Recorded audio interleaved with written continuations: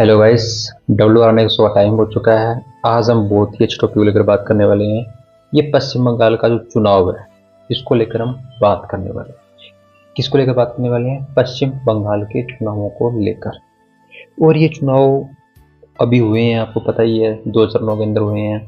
इस पर अब क्या रुझान आ सकते हैं, क्या हो सकता है अपडेट, हमारी तरफ से क्या अपडेट है आने वाले पीएम के, हम आपको 3D व्यू के साथ भी दिखाएंगे कुछ वीडियोस कि चुनाव का क्या माहौल चल रहा है, क्या नहीं चल रहा आपको। और एक बात मैं और बताना चाहता हूँ, पश्चिम बंगाल के अंदर जो चुनाव हुआ है, हो सकता है कि वहाँ पर बीजेपी भी अपनी स्थिति अच्छी बना पाए, हैट्रिक लगा पाए। हो सकता है ममता बनर्जी भी अच्छी हैट्रिक लगा पाए। और हो सकता है कि वहाँ पर कांग्रेस भी आ सकती है।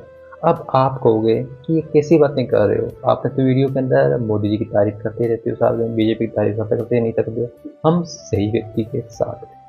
हम क्या है? सही व्यक्ति के साथ हैं। इसलिए हम कह रहे हैं कि इस चुनाव के अंदर कुछ नहीं कह सकते, क्योंकि ये चुनाव एक चुनाव नहीं है बल्कि एक प्रक्रिया है।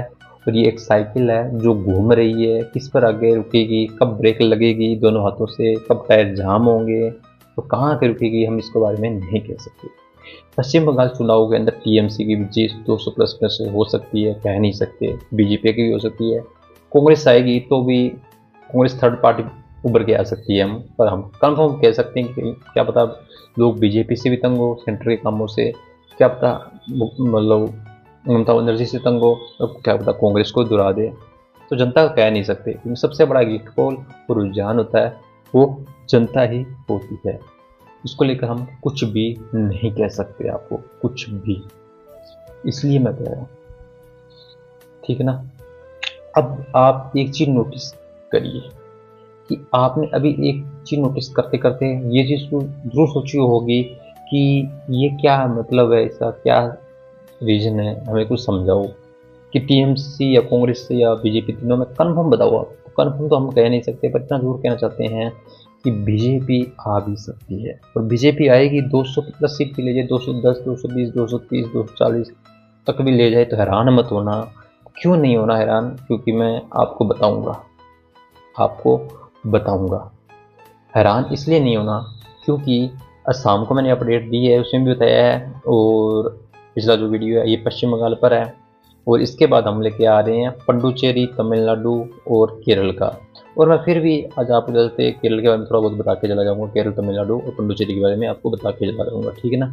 तो इसलिए मैं कहना चाहता हूँ कि समय रहते हुए अपडेट सही मिलना चाहिए, ठीक है ना। और बंगाल के चुनाव के अंदर कैसे प्लानिंग की गई है, इसको लेकर भी हम आपको एक वीडियो बनाएंगे। उस वीडियो में बताएंगे बंगाल चुनाव का क्या अपडेट है और केरल चुनाव क्या अपडेट है। ये इन चुनावों में बीजेपी सबसे ज़्यादा ताकत क्यों झोंक रही है अपनी? वजह है हिंदू राष्ट्र बनाना भारत को। तो चलिए आपको उस प्लानिंग का वीडियो बनाएंगे। जिस दिन हम वीडियो बनाएंगे कैसे प्लानिंग बनाई जाती है, उस दिन हम आपको वीडियोज़ के अंदर बताएंगे, ठीक है ना।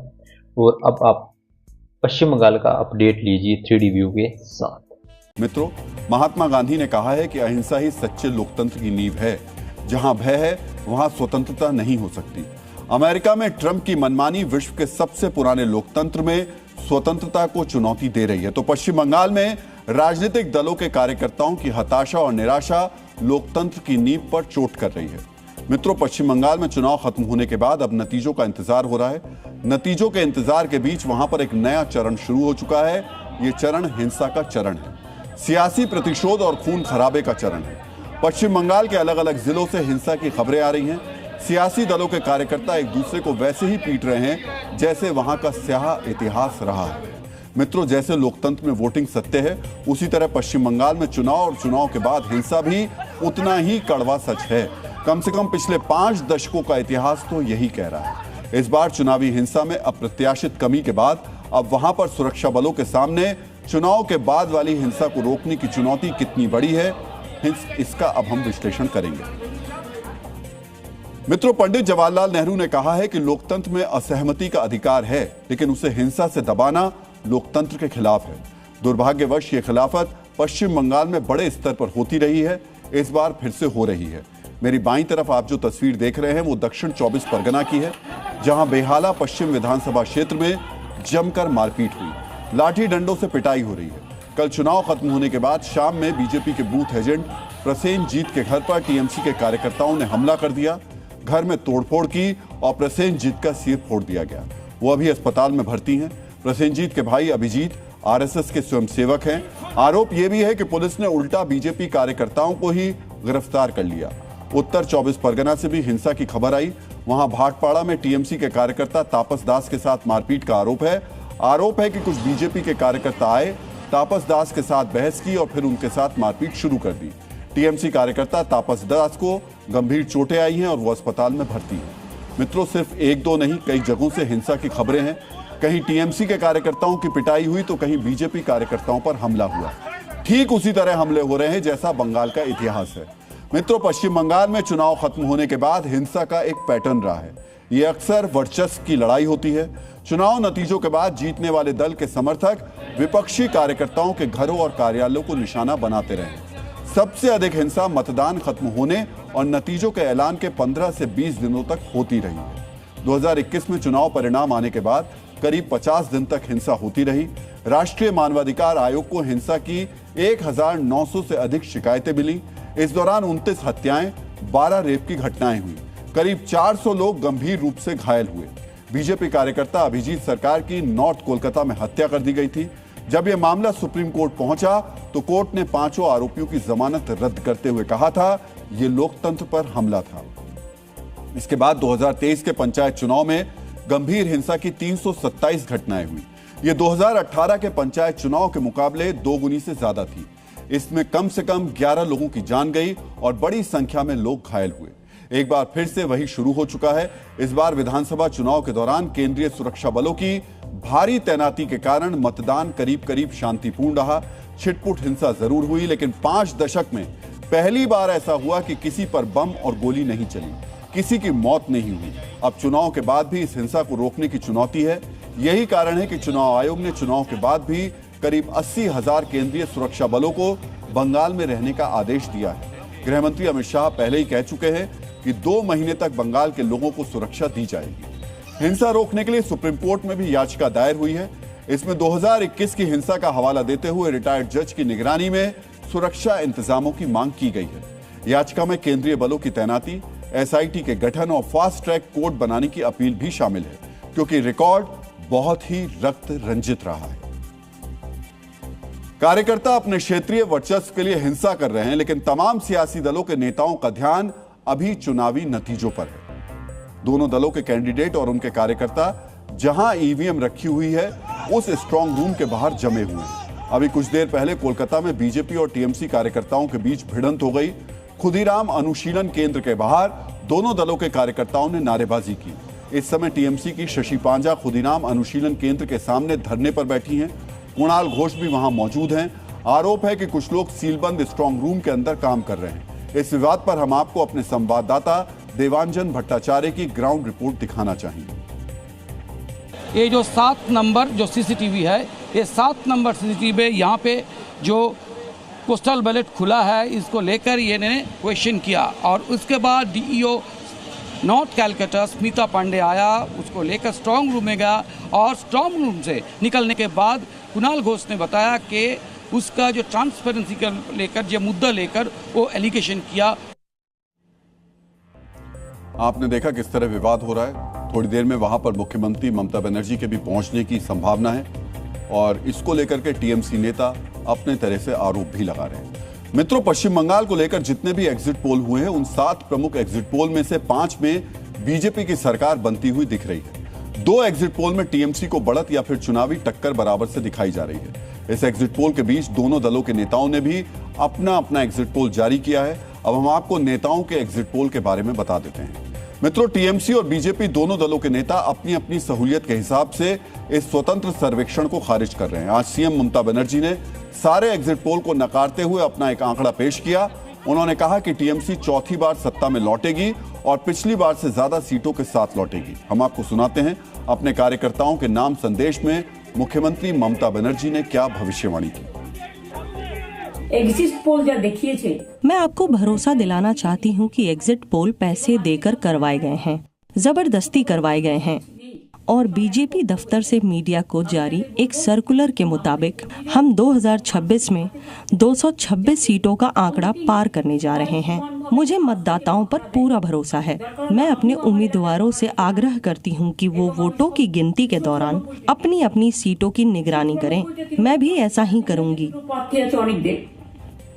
सुना आपने, सीएम ममता बनर्जी ने जो आंकड़ा पेश किया वो पिछली बार से ज्यादा है।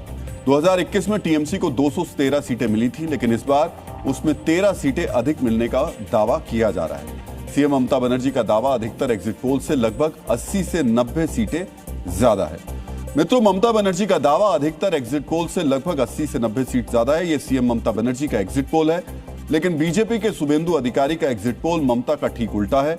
शुभेंदु अधिकारी ने दावा किया कि उन्हें पिछली बार से 103 सीटें ज्यादा मिलने वाली। भाई एग्जिट पोल ठीक है, मैं ग्राउंड का एग्जिट पोल बता रहा हूँ, 180 प्लस बीजेपी, लेकिन जो अच्छा मेजोरिटी से भाजपा सरकार बन रहा है मोदी जी का नेतृत्व। मित्रों, जितने भी एग्जिट पोल हुए हैं उनमें से सिर्फ टुडेज चाणक्य ने बीजेपी को 180 सीट से ज्यादा यानी 192 सीट मिलने का दावा किया है। हालांकि 2021 के चुनाव में भी अधिकतर एग्जिट पोल फेल हुए थे। यही कारण है कि दोनों दलों के नेता अपने अपने हिसाब से दावा कर रहे हैं। जाहिर है कि उनका मकसद फिलहाल अपने कार्यकर्ताओं के हौसले को संभाल कर रखना है। अब आपने ये वीडियोस देखा होगा, इस वीडियोस के अंदर भी अपन 3D व्यू को हमने इसलिए दिखाते हैं बीच के अंदर कि थोड़ा आप 3-4 मिनट के बाद बोर हो जाते हो। कुछ 3D व्यू दिखाते हैं आपको ताकि आप थोड़ा और खुशहाली आ जाए आपके चेहरे पे। अब हम एक बात और बताना चाहते हैं आपको, भले ही आपको थोड़ा गुस्सा लगे जो टीएमसी के कार्यकर्ता वाले हैं, तो अभी आपको मैं क्या बताऊं कि इन्होंने एक ईवीएम पर टेप लगा रखी थी, वो पता है, और आपने यूट्यूब पे इंस्टा पर हर जगह देखा है, और हम भी इसको वीडियो बनाएंगे तब आपको बताएंगे, ठीक है ना। इन्होंने टेप लगा रखी है और ये क्या साबित करना चाहते हैं कि हम एक मजबूत हैं, हम गुंडाराज कर सकते हैं, हम ईवीएम के ऊपर जब बीजेपी का वोट वाला है वहाँ पर है, जहाँ बीजेपी वोट डालते हैं वहाँ टेप लगा रखी थी, और फिर यही लोग बोलते हैं वोट चोरी होता है। अब आपने क्या किया, आपने साफ साफ चोरी किया। चलो बीजेपी का तो अभी तक राज भी नहीं खुला है, बीजेपी तो अभी तक कोई राज भी नहीं खुला है, पर अब आपने जो है वो साफ साफ दिखाई है ना, साफ साफ कि हम वोट चोरी कर रहे हैं, हम गुंडा राज कर रहे हैं। भाई पश्चिम बंगाल में इतना गुंडा राज हो चुका है, लोग पश्चिम बंगाल में कांग्रेस की तो थोड़ा बहुत ठीक था, उसके बाद सरकारें आई थी। हम आपको इन 3D व्यू के साथ अपडेट दिखाएंगे क्या क्या क्या क्या चीज़ें थी पश्चिम बंगाल के अंदर, कैसे ममता बनर्जी आई थी, कैसे ये पार्टियाँ आई थी, सारी पार्टियाँ जितनी भी आई थी, पश्चिम टीएमसी ले लो, जैसे कोई भी ले लो आप, अरविंद केजरीवाल ले लो, सपा ले लो, बस सारी पार्टियाँ आई थी कांग्रेस को खत्म करने के लिए, और आज इसको खत्म करने में लगी बीजेपी को। बस सब एक ही चीज़ चला रही है, मुसलमान मुसलमान। मैं कहना चाहता हूँ देश के अंदर कि मुसलमानों को अगर साथ लेकर चलना है तो आपको हिंदुओं का भी साथ लेकर चलना पड़ेगा, चाहे वो कोई भी पार्टी है।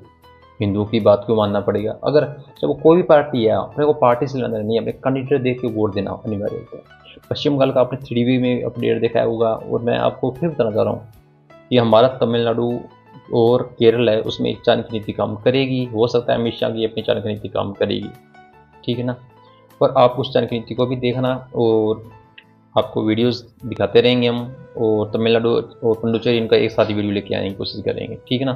तो मुझे अब ये वीडियो देखे हैं वो भी, और ये भी देखा है आपने, पुराने वीडियो भी देखा करो हमारे, क्योंकि पुराने वीडियोज़ के अंदर हमने बहुत डिटेल डाल रखी है हर चीज़ की, ठीक है ना। उसके बाद आपको पता चल जाएगा, हमने वो चीज़ बता रखी है, एक चीज़ बता रखी है जो चीज़ आपको भी नहीं पता, ठीक है ना। और पश्चिम बंगाल के चुनाव का गुंडा राज हुआ, गुंडा राज बुरी तरीके से, और इस बार जो गुंडा राज था वो 90% कम था, क्योंकि सेंट्रल सरकार ने अपनी पूरी ताकत जोड़ दी थी इस बार। फिर भी थोड़ी बहुत हिंसा हुई है, क्योंकि हर जगह तो सीआरपीएफ नहीं भेज सकते, कुछ कुछ जगह पर सीआरपीएफ थे। अब ऐसा थोड़ी ना पूरा पश्चिम बंगाल को छावनी में तब्दील कर देंगे, हर सड़क पर, हर नर्सरी में, हर घर में मतलब डाल देंगे सैनिकों को, ऐसे भी नहीं डाल सकते।